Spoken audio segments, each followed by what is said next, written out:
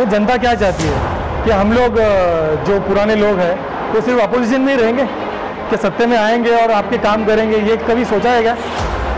जनता खुद ही ऐसे लोगों को चुन के देती है कि जो लोग काम कम करते हैं और फोटोबाजी और काम बोलता है, काम दिखता है, यही के नारे और बैनर लगाने में मशहूर है। तो मैं चाहता हूं कि जनता अपने जो नुमाइंदे हैं जिनसे वो उम्मीद रखती है कि ये इसका विरोध करे, इससे तो बेहतर है कि जनता उनको चुन के दे जो चीज़ अच्छे काम करते हैं, ना कि अपना जो नुमाइंदा है उसको विरोध में खड़ा करके रखे। ऐसी कौन सी चीज़ है जो बैनर पे है और हकीकत में है? बैनर पे भी दिख रही है और हकीकत में भी दिख रही है। ऐसा मुझे बताओ ना, ऐसा क्या चीज़ है? कुछ दिनों पहले यहाँ पे गया कि मेरे आने के बाद से सब रास्ते कंक्रीट हो गए। तो अगर सब रास्ते कंक्रीट हो गए तो रेती बंदर में जो खड्डे पड़े हैं वो शायद खड्डे नहीं है, तो एक ऐसा ही खेलने का मंच बना के रखा है जिसमें गाड़ी जाएगी और आपको हिलने डुलने पे मजबूर हो जाएंगे और एक खिलौने की तरह खेलते रहेंगे अपन। कब्रिस्तान यहाँ से उठा करके वहाँ रख दिया। देने वाले क्या बोल रहे हैं? अरे दिया तो सही ना। अरे एक जगह से उठा करके तुमको दूसरी जगह पे फेंक दिया गया, एक कब्रिस्तान जैसी चीज़ के ऊपर। आज तुरंत किसी ने कहा था मैं जान दे दूंगा, कोई नेता कहता है कि मैं यहाँ पर तुरंत आने नहीं दूंगा। ये सब बातें हो गई और जनता है ना, जनता हम खुद ही अब हम खुद ही परेशान हो चुके हैं और पशुपश में कि जनता आखिर चाहती क्या है। सर, शहर में कारपोरेशन इलेक्शन की गूंज अब सुनाई देने लगी आहिस्ता आहिस्ता, और इसी को देखते हुए जो लोग इच्छुक हैं कि वो जनता के प्रतिनिधि बने, रिप्रेजेंटेशन करें उनका, वो अब उतर रहे हैं अपने तौर से जो भी कोशिशें करने के लिए। ऐसे मौके पर आपसे बात करना हमने काफ़ी ज़रूरी समझा, क्योंकि आपकी नज़र इस शहर की सियासत पर काफ़ी सालों से भी है और आप इसका काफ़ी तजुर्बा भी रखते हैं। तो सर, आपको क्या लगता है कि सत्ताधारी पक्ष की भूमिका अब तक क्या रही है? जो पुराना नेतृत्व है अब उनकी कमी नज़र आ रही है शहर में, और ऐसे में आप लोगों की तरफ भी देखा जा रहा है। तो आपको क्या लगता है कि जो भूमिका क्या रही है अब तक की सत्ताधारी पक्ष की, और किन मुद्दों को लेकर अगर आप उतरेंगे? वो जनता क्या चाहती है कि हम लोग जो पुराने लोग हैं वो सिर्फ अपोजिशन में ही रहेंगे, कि सत्ते में आएंगे और आपके काम करेंगे? ये कभी सोचा है क्या?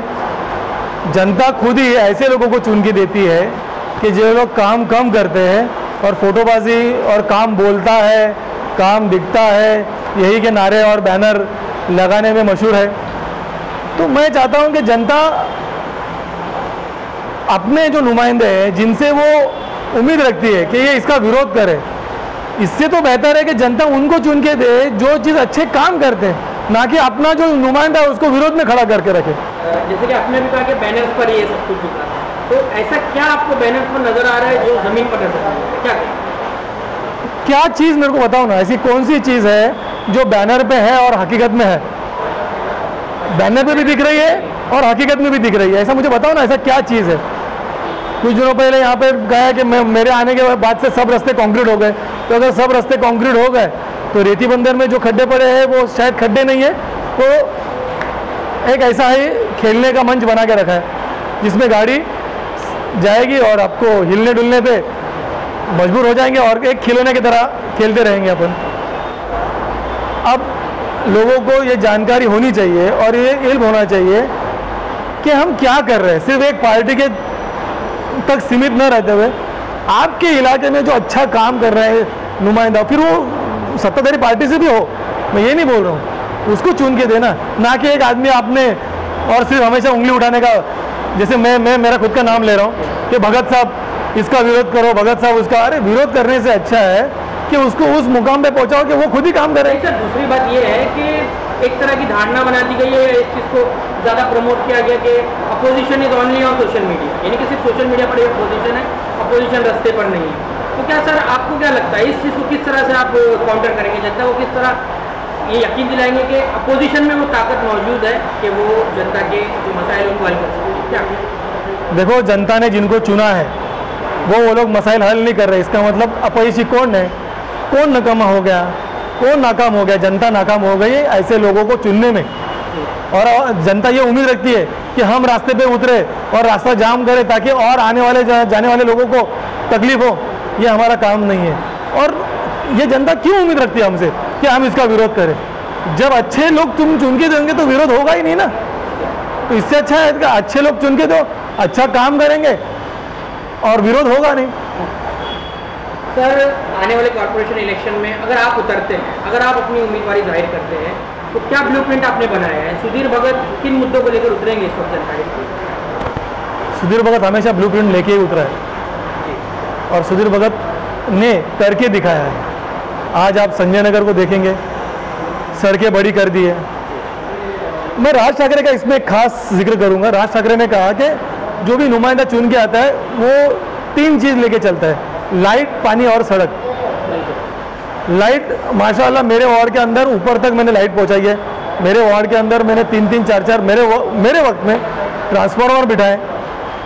पानी का मसला आप जानते हो, मेरे पूरे वार्ड में आज वहाँ पर इतना मसला गहरा है कि जो पहले 15 साल में काम किया था उसके पूरे 3-13 लग गए।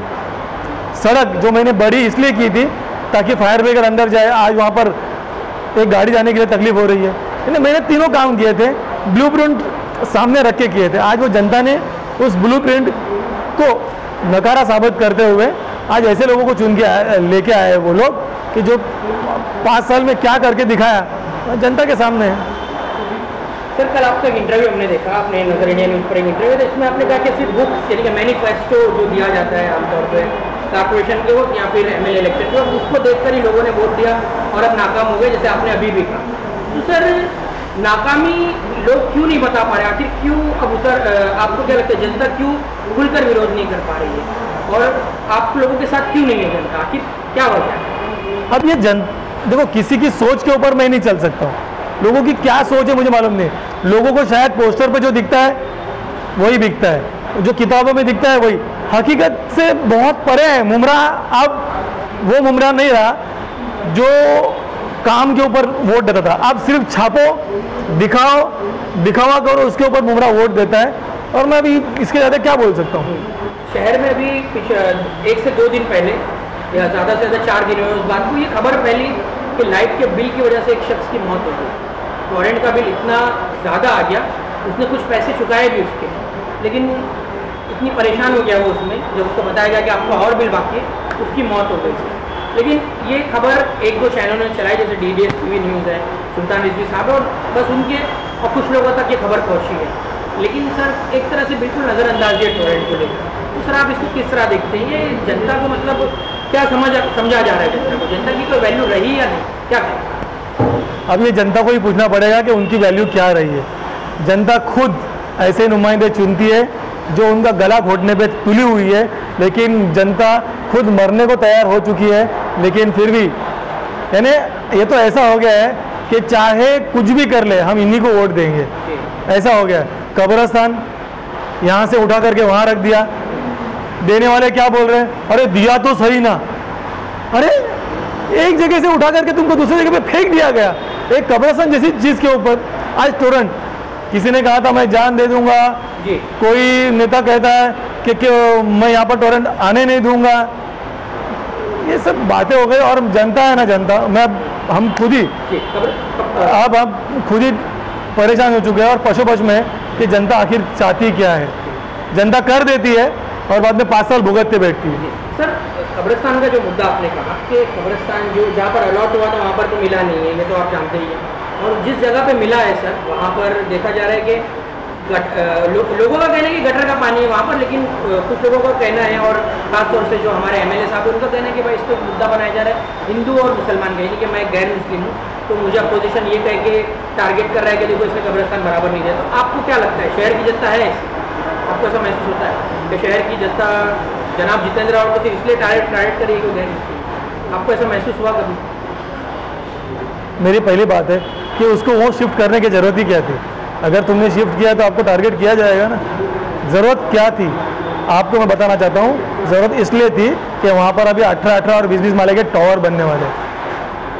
एक गाना था कि वो महल बना रहे मेरे झोपड़ी के पीछे, लेकिन अब ये हकीकत हो गई है, वो टावर खड़े कर रहे हैं मेरे कब्र के ऊपर।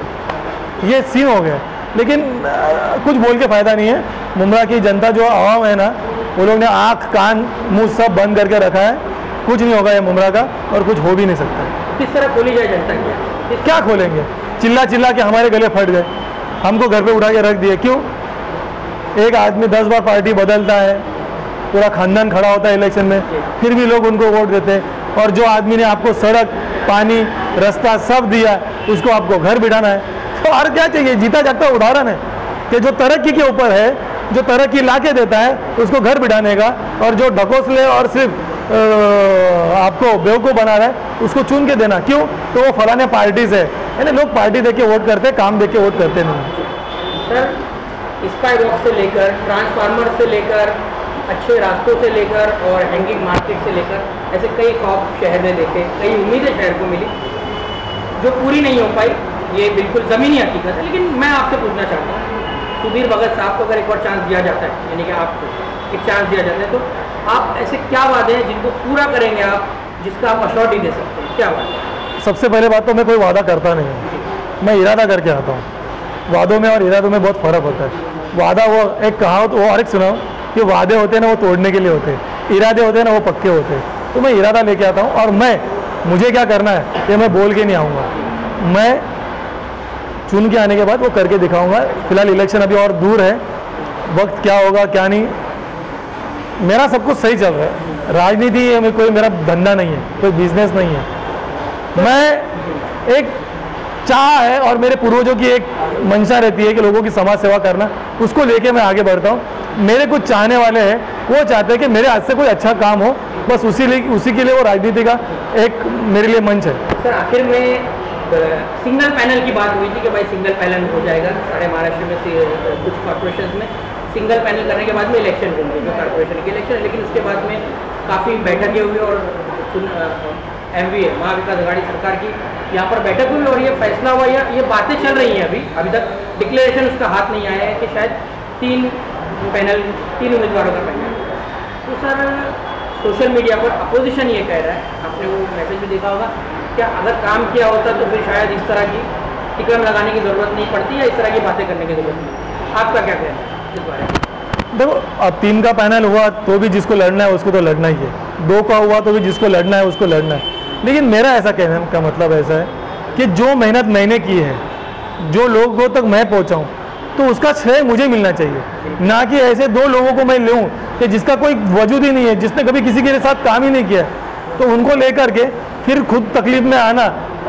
तो इससे अच्छा तो मैंने काम किया है, मैं लोगों तक जा सकता हूँ। और डॉक्टर बाबा साहब अम्बेडकर ने संविधान में एक आदमी को एक वोट देने का अधिकार रखा है।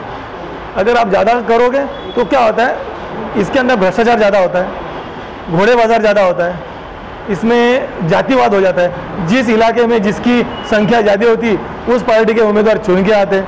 मसलन अगर मुस्लिम इलाका होगा तो वहाँ पर कांग्रेस, राष्ट्रवादी, MIM ऐसे लोग चुन के आएंगे, शिवसेना आएगी नहीं, क्योंकि लोग शिवसेना से कतराते हैं, BJP से कतराते हैं। तो जातिवाद होता है और पैसे का हेरा फेरी होता है। और मैं आपके माध्यम से, इलेक्शन कमीशन जब खुद तय कर चुका है कि इलेक्शन के अंदर पैसों की धांधली ना हो, जातिवाद ना हो, लेकिन इसमें उल्टा हो रहा है। पैनल सिस्टम आएगी तो जातिवाद और बढ़ता है। आखिर में सर, इसके पहले भी आपने एक मैसेज दिया था, रमज़ान में हमने आपका इंटरव्यू लिया था, तो आपने मैसेज दिया था और जनता ने पसंद भी किया था उसको। अब क्या मैसेज देंगे शहर की जनता को? मैं शहर की जनता को ये मैसेज देना चाहता हूँ आपके माध्यम से कि अब सब कुछ खुल चुका है, ट्रेन, बस, ये सब एहतियातन बरतें। बारिश का मौसम है, सर्दी जुकाम है, एक बहाना चाहिए दुश्मन को मेरे घर आने के लिए, वैसे ही एक ताला खुला चाहिए चोर को घर आने में। तो आप थोड़ा सा एहतियातन बरतें, कहीं पे भी जाओगे आप, दवाई और बाकी जो चीज़ है, मास्क वगैरह है, ठीक है। आपने 2 वैक्सीन लिया है, 2 वैक्सीन लेना चाहिए। अगर सरकार ने बोला है, जिसको ऐसा लगता है कि मुझे नहीं लेना चाहिए, उसकी मर्ज़ी है, लेकिन किसी के साथ कंपलसरी नहीं है। लेकिन मेरी एक दिली ख्वाहिश है कि वैक्सीन आप सब लोग लें और आपकी एहतियातन बरतें।